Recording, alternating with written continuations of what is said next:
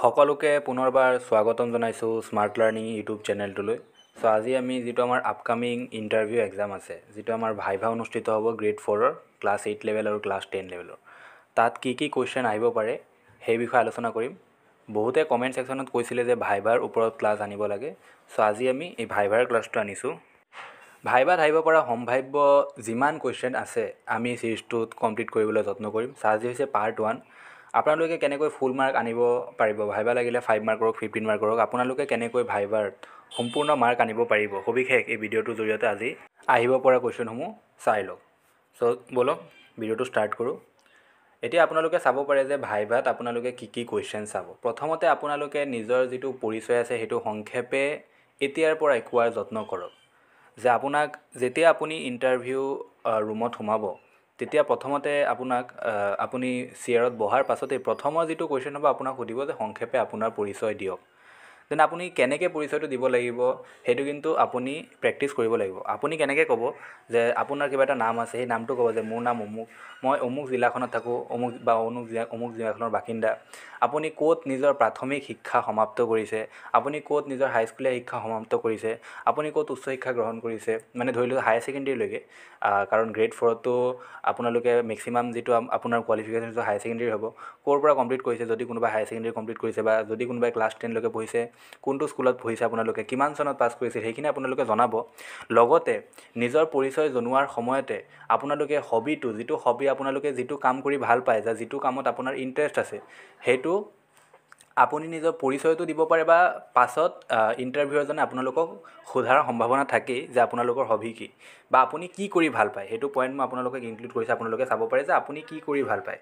তাত আপোনালোকে যিটো সঁচাকৈয়ে কৰি ভাল পায় সেইটোহে ক'ব, বা যিটো বস্তু আপোনালোকে চাই ভাল পায় বা কৰি ভাল পায় সেইটো বস্তুহে ক'ব। ধৰি লৈছোঁ ভাৰতৰ বহুতেই মেল বেছিকৈ ক'ব লাগিব যে ক্ৰিকেট চাই ভাল পায় বা ক্ৰিকেট খেলি ভাল পায়। আপুনি যদি কয় যে মোৰ হবিটো হৈছে ক্ৰিকেট বা মই ক্ৰিকেট খেলি ভাল পাওঁ, তেতিয়া আপোনাৰ কিন্তু ক্ৰিকেটৰ ওপৰত নলেজ থাকিব লাগিব, সামান্য কিছুমান নলেজ থাকিব লাগিব। এতিয়া চাওক আপোনালোকক কেনেকুৱা নলেজ থাকিব লাগিব। ধৰি লৈছোঁ আপুনি ক'লে যে আপোনাৰ হবিটো হৈছে ক্ৰিকেট খেলা, তেতিয়া আপুনি জানিব লাগিব যে ক্ৰিকেটত কেইজন প্লেয়াৰ থাকে, 11জন প্লেয়াৰ থাকে। তাৰপাছত গড অফ ক্ৰিকেট বুলি কাক কোৱা হয়। এই সৰু সৰু কুৱেশ্যনবিলাক আপোনালোকে ধ্যান ৰাখিব লাগিব। এই সৰু সৰু কুৱেশ্যনবিলাক আপোনালোকে ঘৰৰ পৰাই চাই যাব লাগিব, ঠিক আছে। তাৰ পাছত আৰু আপোনালোকে কি চাব লাগিব যে আপোনাৰ জিলাখনৰ বিষয়ে সকলো গুৰুত্বপূৰ্ণ বস্তু কিন্তু আপোনালোকে চাই যাব লাগিব। আপুনি যোনখন জিলাৰ বাসিন্দা হয় সেই জিলাখনৰ পাৰিলে আপোনালোকে চাৰিসীমাটো চাই যাব। এইটো বহুত বেছি ইম্পৰ্টেণ্ট। আপুনি কোনটো উপত্যকাত থাকে সেইখিনি এটা কমন কুৱেশ্যন হয়, কিন্তু ভাইভাত সেইখিনি সোধাৰ চান্স থাকে। আপোনাৰ জিলাখনৰ পৰিসীমা, আপোনাৰ জিলাখন মধ্য অসমত নে উজনি অসমত নে নামনি অসমত, এইখিনি সৰু সৰু কথা আপোনাৰ জিলাখনৰ বিষয়ে আপুনি চাই যাব লাগিব। আপোনাৰ জিলাখনৰ বিষয়ে মহান ব্যক্তিসকলৰ বিষয়ে আপুনি চাই যাব লাগিব, ঠিক আছে। আৰু নেক্সট আপোনালোকে কি চাব লাগিব যে আপোনাৰ আইডিঅ'লজিৰ মিনিং হৈছে আপুনি কাক ফ'ল' কৰে বা আপুনি কাক নিজৰ আইডিয়েল হিচাপে মানে, আপুনি কাক ভাল পায়। মানে ধৰি লৈছোঁ বহুতে শচীন তেণ্ডুলকাৰক ভাল পায়, বহুতে MS ধোনীক ভাল পায়। আপোনাৰ আইডিয়েল কোন? বহুতে স্বামী বিবেকানন্দক ভাল পায়, ঠিক আছে। আপুনি কাক ভাল পায় তেনেকৈ আপোনালোকে কিন্তু অলপ চিন্তা কৰিব, আৰু সেইটো কিন্তু সোধাৰ চান্স আছে যে আপুনি কাক মানে নিজৰ আইডল হিচাপে মানে কাৰ নিচিনা হ'ব বিচাৰে, কাৰ যিখিনি আপোনাৰ মানে জীৱনটো ফ'ল' কৰিব বিচাৰে, জীৱনত তেনেকুৱা হ'ব বিচাৰে। আপোনালোকে সেইটো অলপ খেয়াল কৰিব। আৰু যাক আপুনি আইডল হিচাপে মানিব তাৰ জীৱন পৰিচয় অলপমান কিন্তু আপোনালোকে চাই যাব লাগিব।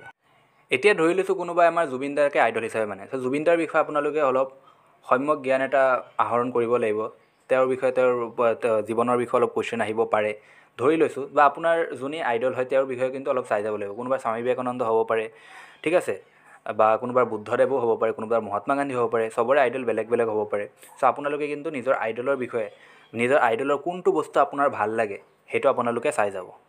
আমি ইয়াত সম্ভাৱ্য আহিব পৰা সকলোখিনি কুৱেশ্যন ডিছকাছ কৰি আছোঁ। ভিডিঅ'টো যদি ভাল লাগিছে, মাজতে এটা কথা ক'ব বিচাৰোঁ যে ভিডিঅ'টো কিন্তু আপোনাৰ এডিআৰি দিয়া বেলেগ কোনোবা যদি আপোনাৰ চিনাকি বন্ধু আছে, শ্বেয়াৰ কৰিব নিশ্চয়। ভিডিঅ'টো আমাৰ চেনেলটো গ্ৰ' কৰাত আপোনালোকে সহযোগিতা আগবঢ়াব বুলি আমি আশা ৰাখিছোঁ।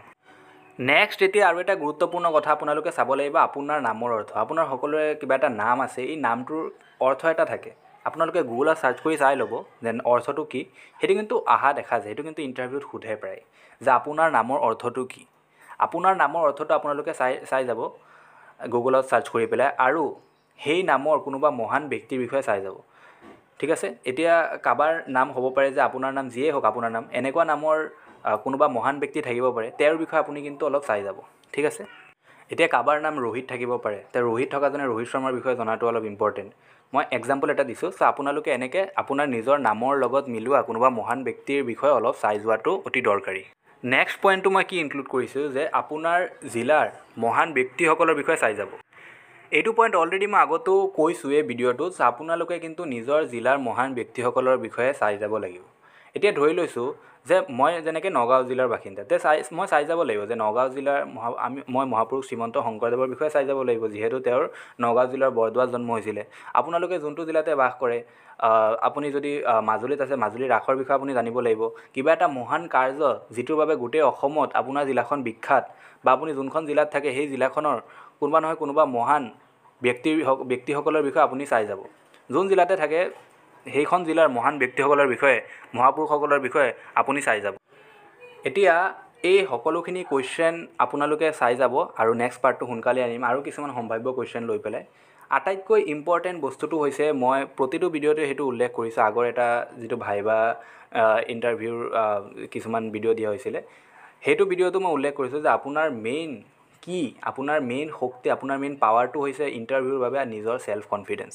এই ভিডিঅ'টোত বা এই ছিৰিজটোত আমি যিবিলাক কুৱেশ্যন আহিব পাৰে সেইবিলাকে ডিছকাছ কৰিম, কিন্তু ইণ্টাৰভিউৰ কাৰণে কেনেকৈ সাজু হ'ব লাগিব, নিজৰ ছেল্ফ কনফিডেঞ্চ, সেইবিলাকৰ ওপৰত যদি আপোনাৰ এটা ভিডিঅ' লাগে, আপোনালোকৰ অলৰেডি এটা ভিডিঅ' আপলোড কৰা হৈছে, আপোনালোকে কমেণ্টত জনাব।